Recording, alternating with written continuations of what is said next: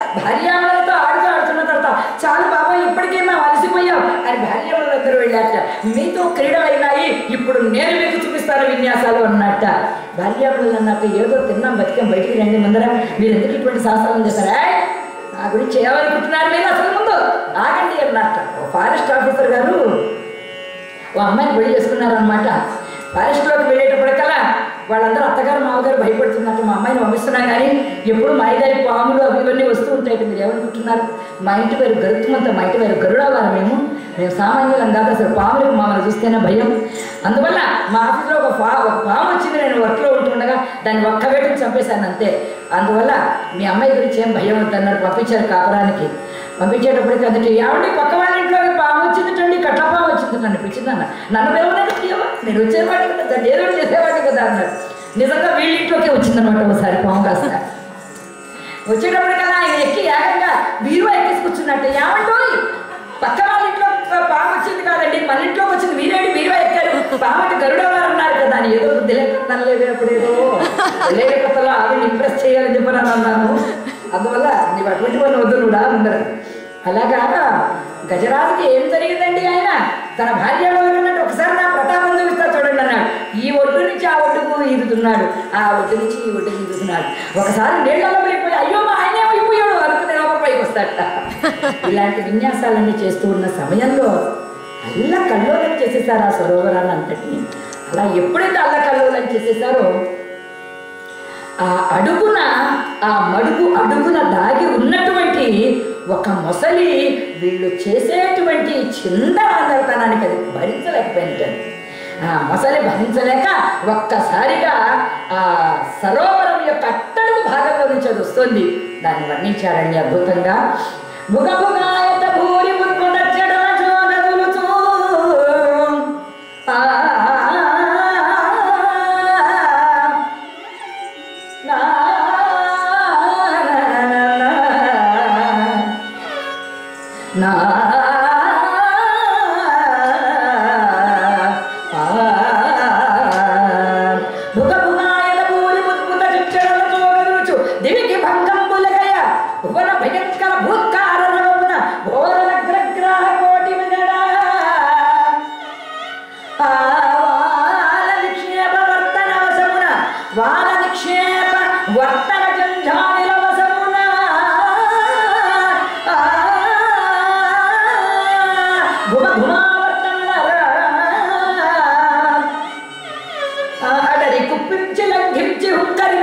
సరస్సులో నుండి పొడగని సంభ్రమించి భాను కబలించి పట్టు స్వర్భానుపగతి ఒక్క మకరింద్రుడి భరాజు నడిసి బండి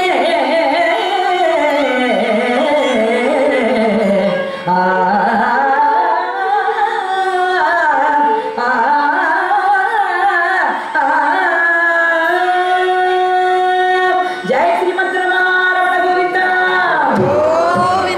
ఒక్కసారి నీళ్ళల్లోంచి ఉడుకుతున్నాయట నీళ్లు. అది అంత సరస్సు అడుగు భాగాల్లో నుంచి ఆ మొసలి బయటకు వస్తుంది. భుగ భుగాయత భూరి ఉద్భుత చెటలతో అంటారు. ఆ శబ్దాన్ని కూడా చెప్తారు ఆయన ఎలా వస్తుందో. భయంకరమైనటువంటి బుడగ నీళ్లు ఉడికిపోతున్నాయట. దాని శరీరపు వేడికి నీళ్లు ఉడికిపోతున్నట్టుగా ఎగురుతున్నాయట నీళ్ళన్నీ కూడా.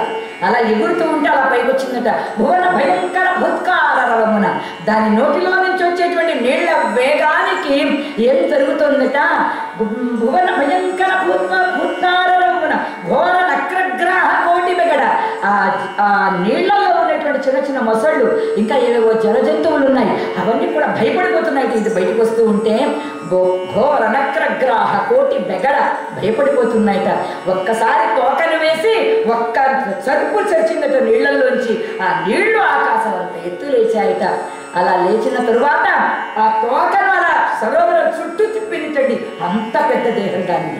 అలా ఎప్పుడైతే తిప్పిందో ఈ తటీతరులు ఏవైతే ఉన్నాయో, ఒడ్డున ఉన్న చెట్లు ఉన్నాయో, సుందరమైన వృక్షాలు, అవన్నీ మొదళ్లతో లేచిపడిపోయారు.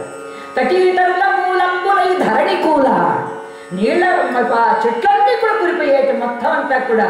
సరస్సులో నుండి పొడగని సంభ్రమించి యుదరి కుప్పించి లగ్గించి హుంకరించి, ఎవడు మన ఏకాగ్రతను భంగం చేసిన వాడు, ఎవడు ఇంతటి మనకి ఇంత అల్లకల్లోలాన్ని సృష్టించిన వాడు ఎవడనట్లుగా దాని రక్తవర్ణంతో ఉన్నటువంటి కళ్ళతో అంత పెద్ద మొసలి ఒక్కసారిగా లేచి ఈ గజరాజు యొక్క కాలును పట్టుకుంది. లక్ష్మీ రమణ గోవింద. ఆ పట్టుకోవడం ఏమిటి, భార్యావరులు హడిలిపోయాక ఏమంటో ఈ కాలు ఎలా పట్టుకుంది చూడండి. ఇదనగా మనకి దీని సంగతి చెప్తాని తన రాతి గద లాంటి తొండంతో ఒక్క దెబ్బ కొట్టేటండి. దాని వీపు చీలిపోయిందిట. చీలిపోయి ఆ మొసలి యొక్క వీపు చీలి రక్తం అంతా నీళ్ళలో కలిసిపోయిందిట.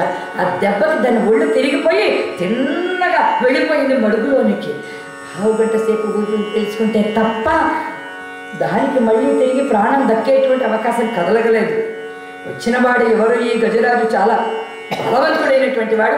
ఈసారి వీడు తప్పించుకోలేకుండా పట్టుకోవాలి అని అనుకుని కాసేపు వేచి ఉండి సమయం వచ్చేంత వరకు అప్పుడన్నా వీడు ఒడ్డుకు రావాలి కదా. మొసళ్ళు దుర్మార్గమైన జంతువులు ఉన్నాయి, మీరు ఒడ్డుకు రండి అని అంటూ ఉంటే ఈ ప్రపంచంలో నేను ఎవడు చెప్పిన మాట అయినా వింటాను, కానీ వెళ్ళాని చెప్పిన మాటను మాత్రం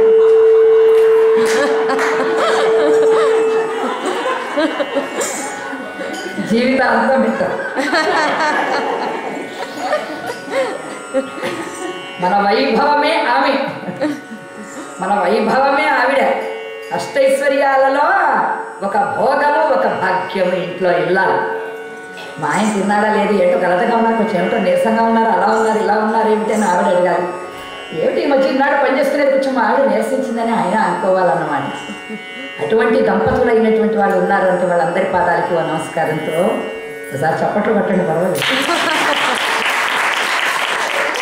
అంత గొప్పది దాంపత్యం, అంత గొప్పది దాంపత్యం. భారతీయ సనాతన సాంప్రదాయంలో దాంపత్యానికి ఉన్నటువంటి విలువ అటువంటిది. ఆమె ఉన్నంతసేపే మామిడి పుట్టింటికి ఎప్పుడు పెడుతుందో అని చూస్తూ ఉన్నాం మేము. అని పుట్టిదే 3 రోజులు అయిన తర్వాత ముద్ద దిగక నువ్వు ఎప్పుడు వస్తున్నావు, ఎప్పుడు పెట్టి వేళ చదువుకుంటావు, ఎన్నాళ్ళైతే నువ్వు వెళ్ళి అని ఫోన్ వస్తుంది అనమాట. వెంటనే ఇక్కడి నుంచి బయలుదేరి వస్తున్నాను నేను, ఇంకా మా వాళ్ళ దగ్గర వచ్చి 4 రోజులు కూడా అవ్వలేదు, రా తొందరగా టికెట్ ఏం క్యాన్సిల్ చేసుకోకు, బయలుదేరి వచ్చాయి నువ్వు. ఏమండి అంత గొప్పది దాంపత్య ధర్మం అంటే. ఈ గజరాజు గారు ఏమన్నట్ట, ఏమంటారు, ఎందుకు వచ్చింది మనకి రండి ఒడ్డుకి అని అంటే ఆగో ఎవరి మాట అయినా వింటాను కానీ పెళ్ళాం మాట చచ్చినా విన్నట్టు నటిస్తానంతే.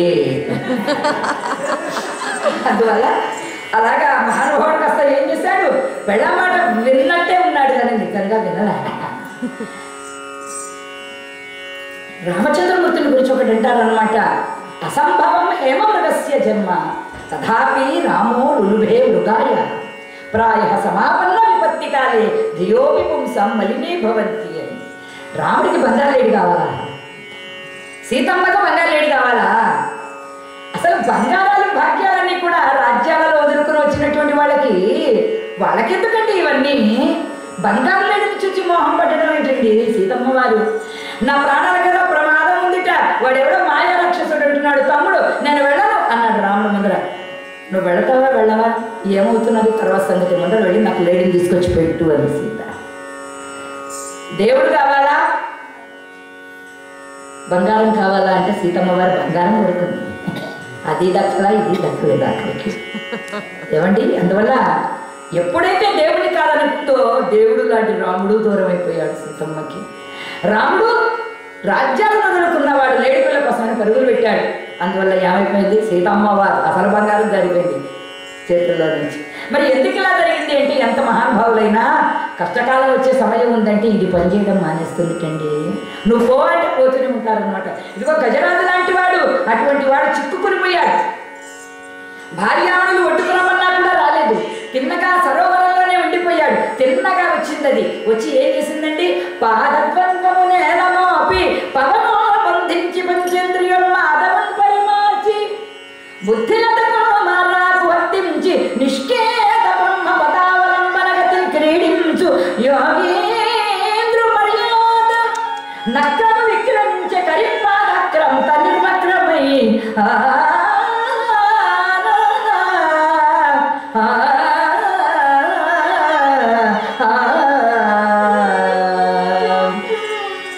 ఎలా పట్టేసిందిటండి ఈసారి అసలు మొసలి.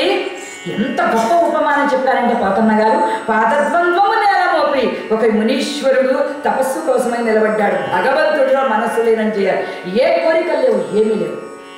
రెండు కాళ్ళు దగ్గర పెట్టి పాదద్వంద్వము నేల మోపి పవనం బంధించి పంచంద్రియోన్మాదంబును పరిమార్చి కళ్ళు చూడాలంటే ఈ ధ్యానంలో కూర్చోగానే భగవంతుడి దగ్గర మెడిటేషన్ ప్రారంభించగానే చూడండి వస్తాయి ఆలోచనలు. ఉట్టప్పుడు ఏ ఆలోచనలు రావు, మెడిటేషన్ అనగానే వచ్చేస్తాయి అనమాట అన్ని ఆలోచనలు.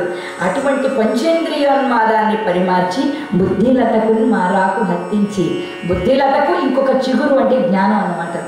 బుద్ధి జ్ఞానంతో బుద్ధితో జ్ఞానంతో భగవంతుడి యొక్క పాదాల విందాల మీద నిలబడి ఆ భగవంతునిలోన లీనమైపోయి భగవతత్వంలో లీనమైపోయి ఈ బాహ్య ప్రపంచాన్నే మరిచిపోయినటువంటి యోగీశ్వరులాగా అంత శ్రద్ధగా పట్టేసిందిటండి. ఏంటి, ఏనుగు కాలుని తప్పించుకుందుకు లేకుండా మొసలి వచ్చి ఈసారి కాలు పట్టేసింది.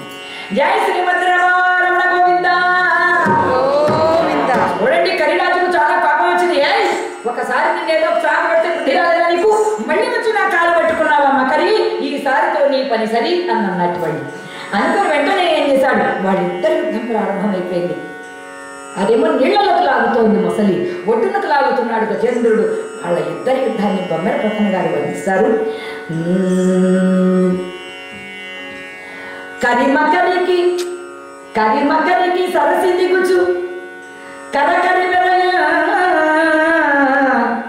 కరిమకరి మకరి సరసికి కరిమకరికి మకరి సరసికి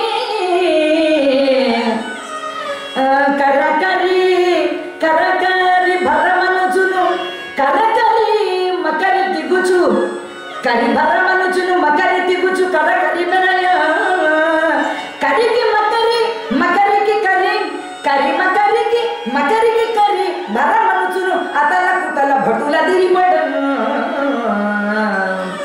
నీళ్లలోకి ఎరువు లాగుతోంది, నీళ్లలోకి మొసలి లాగుతోంది, ఒడ్డునకు లాగుతోంది. వాళ్ళిద్దరి యుద్ధాన్ని చూస్తూ ఉంటే ఇద్దరు మంచి పౌరుషంలో ఉన్నారేమో. ఒక వంక మొసలి, దాని కాలు పట్టినటువంటి ఏనుగు కాలు పట్టినటువంటి మొసలి, ఈ ఏనుగు, ఈ రెండు యుద్ధం చేస్తూ ఉంటే వీళ్ళ శబ్దాలకి మన కింద ఇంకా 7 లోకాలు ఉన్నాయట. అవన్నీ కూడా ఆ భటులందరూ అదిరిపడిపోతున్నట్టు వీళ్ళ యుద్ధానికి. అంత భయంకరంగా యుద్ధం చేస్తున్నారట. చరణముల కన్నుల కరముల తీర్చు నురముల దృష్టి పొడుచు చరణముల కన్నుల కరముల నురముల దృష్టి పొడుచు కరముల నీల నురముల పదముల గుచు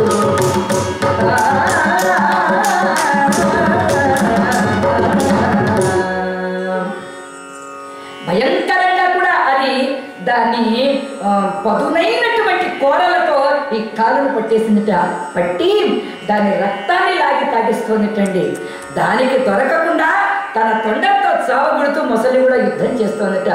ఇలా యుద్ధం చేస్తూ ఉన్నటువంటి సమయంలో 1000 సంవత్సరాలు గడిచిపోయేటండి. ఒకే ఒక్క మాటలో జై శ్రీమద్రమణ గోవింద లక్ష్మీనారాయణ గోవింద.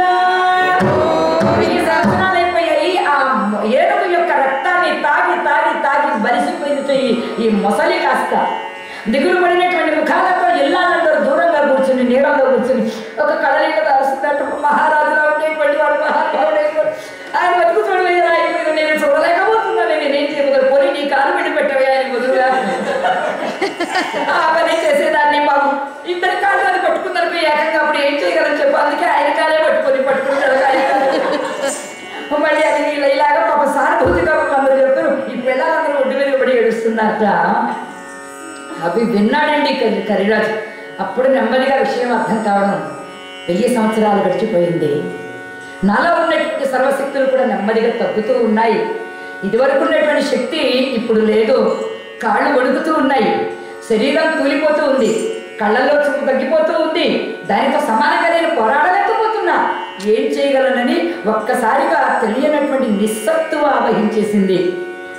ఏ రూపంబున దీని గెలుతూ ఇట మీద ఏ వేల్పు చింతింతూ. రే ఎక్కడున్నారా సైన్యాధిపతులు అన్నారు. చెప్పరా, ఒక్కడు కూడా లేదు. ఇంతవరకు ఉన్నటువంటి మా మంత్రులు ఎక్కడ? ఎవరైనా తీసుకుని వచ్చి గాలాలు కానీ ఏమన్నా వేసి తాళ్ళు వేసి నన్ను ఏమన్నా వెనక్కి అవుతారేమో అంటే ఒక్కడు కూడా లేడు అక్కడ. మహారాజు గారు ఉన్నా పోయినట్టే అనుకుని వాళ్ళందరూ పారిపోయారట. సిరి ఉన్నప్పుడే హరినైనా గౌరవిస్తుంది ఈ సమాజం. ఒక్కొక్కసారి సిరి కనుక ఆగ్రహించింది అని అంటే హరి కూడా ఒంటరివాడైపోతాడండి. శ్రీనివాసుడిలాగా పాపం అయిపోలే ఆయన. అందువల్ల ఏమైపోయిందండి, మహారాజు గారు మృత్యువు పాల్పడ్డాడు, ఇంకెవడా ఆయన రక్షించేవాళ్ళు ఇక్కడ ఉన్నామంటే అది మనల్ని కూడా వచ్చి మింగేస్తుందని అందరూ పరారైపోయారండి. ఏ రూపంబునది నిగల్తు ఇట మీద ఏ వేల్పు చింతించు ఎవ్వారించీరుదు ఎవరడ్డమిక ఎవ్వారి ప్రచారోతం వారి పందగు వారలమ్మారు లేరే అఖిల వ్యాపార బాలాయణు మృకెదా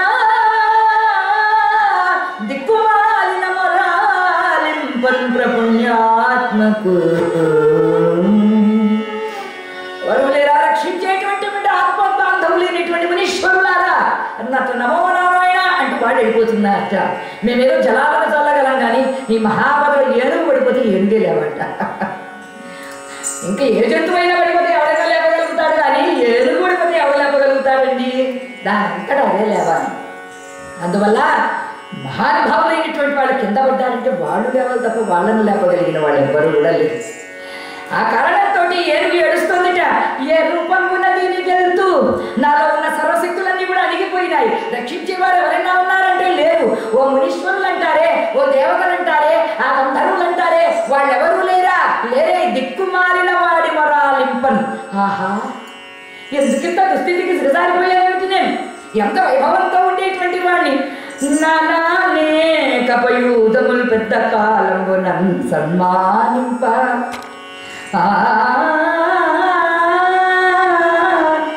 దశలక్ష కోటి కరణీనాథుండనయ్యుండి వేలాదికి మించినటువంటి కన్యామణులందరూ కూడా నన్ను వరించేటువంటి వారే. అయ్యో ఆ రోజులు తలుచుకుంటే ఏం ప్రయోజనం లేదు, ఇప్పుడు ఏడుపులకే ఏం మిగిలింది కనుక నాకు ఇంకా పెద్ద కాలంలో సన్మానింపన్ లతాంత తరుఛాయలందుండలేక ఎలా వచ్చి నిరాశకు ఇప్పుడిట్లో కదా ఈశ్వర భయం పెట్లో కదా ఈశ్వర. ఆహా, ఎంత వైభవంతో ఉండేవాడిని. హాయిగా గిరి గుహలలో ఉండి చల్లని మంచి గంధపు చెట్ల నీడలలో ఆనందంగా ఉంటూ పెద్ద కాలంపున వేలాది మంది భార్యామణులు నీకు అది కావాలా, నీకు అది ఇది అని అనేక విధాలుగా సేవలు చేసేవాళ్ళు ఉంటూ ఉంటే మీదనెక్కి ఆడుకునేటువంటి చిన్నారి బిడ్డలు ఉంటూ ఉంటే సుఖంగా పడి ఉండలేక ఎందుకు వచ్చాను నేను ఈ సరస్సు దగ్గరికి, ఈ సరోవరం దగ్గరికి వచ్చిన వాడిని హాయిగా ఈదులాడిపోక ఎందుకు ఈ మొసలి రాజుతో పెట్టుకున్నాను. ఇప్పుడు నన్ను రక్షించేవాడు ఎవరున్నాడు, నన్ను కాపాడేటువంటి వాడు ఎవరున్నారు, నాకు అర్థమైపోయింది. నన్ను రక్షించగలిగినటువంటి వాడు అందరికన్నా పెద్ద ఎవడైతే ఉన్నాడో వాడు మాత్రమే నన్ను రక్షించగలడని అర్థమైపోయింది అని అనుకుని ఇల్లాల వంట చూసారట. ఏమన్నా ఎప్పుడు మంగళసూత్రాలు ఇలా అద్దుకుంటుంటారు కదే, ఏమన్నా మంగళసూత్రాలు ఏమన్నా రక్షిస్తాయేమో చూడండి అన్నారు. ఏం చేయమంటారండి, ఐసీయూలో ఉన్నటువంటి మొగుడిని చూసి పిల్లలు ఏం చేయగలుగుతారు చెప్పండి, ఏం చేసినా కూడా ఆ వైద్యుడు చేయాలి, వాడు భగవంతుడు ఏం చేయగలుగుతారు చెప్పండి అన్నట్టు 10 గాలి మన మొహాలతో ఉన్నారట. భార్యల వంక చూశారట, అందరూ వదిలి వెళ్ళిపోయారు కానీ పాపం ఆ పిచ్చి భార్యలు మాత్రం వీళ్ళ కోసం పడుతున్నారు. మగల దగ్గరు కదా మగువలేపుడు అంటారు బంగారు పక్కనగా. ఈ ఆడవాళ్ళు ఉన్నారే పాపం ఈ పిచ్చి మొహాలు పైకి నోరే, అంతకు మించి ఏమీ లేదు. అందువల్ల ఎప్పటికీ వాళ్లకు భర్తలకు అనుకూలురై ఉండేటువంటి వాళ్ళే వీళ్ళందరూ కూడా. అలాగే పాపం గజరాజులకు అనుకూలవతులైన భార్యలు ఏడుస్తున్నట్ట. అయ్యో మహారాజు ఎంత వైభవంగా ఉండేవాడు, ఎన్ని కష్టాలు పడుతున్నాడు, ఎంత ప్రారంభం వచ్చింది అని వాళ్ళందరూ ఏడుస్తూ ఉన్నట్ట. అలా ఏడుస్తుంటే గజరాజుకు అర్థమైపోతుంది మనల్ని రక్షించేటువంటి వాడు ఒక్క భగవంతుడు తప్ప నన్ను ఎవడు రక్షించేవాడు లేడు అనేటువంటి విషయం ఇప్పుడు గుర్తొచ్చింటాం. అసలు దేవుడు అనేటువంటి వాడు ఒకడు ఉన్నాడని కానీ, ఆ భగవంతుడి యొక్క అవసరం ఒకటి వస్తుందని కానీ, తాను ఇంతటి దీన స్థితిలో పడిపోతానని కానీ కలలో కూడా ఊహించలేదండి ఆ మహానుభావుడు. అందువల్ల పాపం కన్నుల వెంట కన్నీళ్లు కారిపోతూ ఉంటే, శరీరంలో ఉన్నటువంటి జీవసత్వాలన్నీ కూడా కదిలిపోతూ ఉంటే, తగ్గిపోతూ ఉంటే అప్పుడు ప్రార్థించాడండి. ఏమని ప్రార్థించాడట, ఇప్పుడు నేను భగవంతుడు ఎక్కడున్నాడో వెతకాలి. ఒక వంక ప్రాణాలు తోడేస్తున్నారు, భగవంతుడి గురించి అన్వేషిస్తున్నాడు. ఆ జీవుడు ఎంత సుకృతాత్ముడో చూడండి, ఎంతటి గొప్ప జన్మ చూడండి గజరాజుది. ఆలోచిస్తున్నట్ట. ఏమని ఆలోచిస్తున్నాడు, తన ఆలోచన పరిధిని, తన అన్వేషణ పరిధిని పెంచుకున్నట్టండి ఆయన.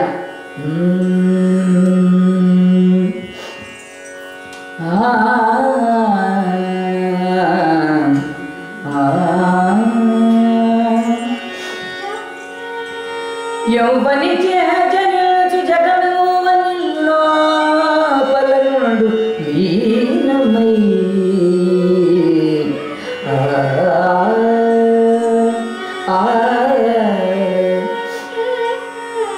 యౌవని చేజనించు జగమువనిలో పలనుండు లీనమై యౌవని అంతుడినందు పరమేశ్వరుడెవ్వడు మూల కారణం బెవ్వడు నాది మధ్యలయుడెవ్వడు సర్వము తానయ్య వాడెవ్వడు వారినాత్మభవు ఈశ్వరుడే శరణంబు వేడెను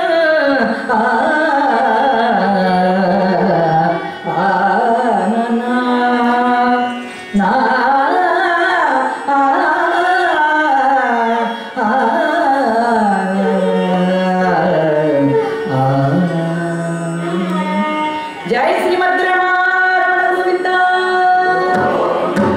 ఈరోజు శనివారం స్వామివారికి అత్యంత ప్రియమైనటువంటి రాగాలలో ఉన్న శ్రీనివాస గద్యంలో బిందు మాలిని అనే పేరు కలిగినటువంటి అద్భుతమైనటువంటి రాగం త్యాగరాజస్వామి వారు నారదీయ స్వరార్ణవంలో నుంచి అందించిన రాగం అని పేరు దీనికి. ఎంత ముద్దు ఎంత సొగసు ఎవరి వల్ల వర్ణించనవునే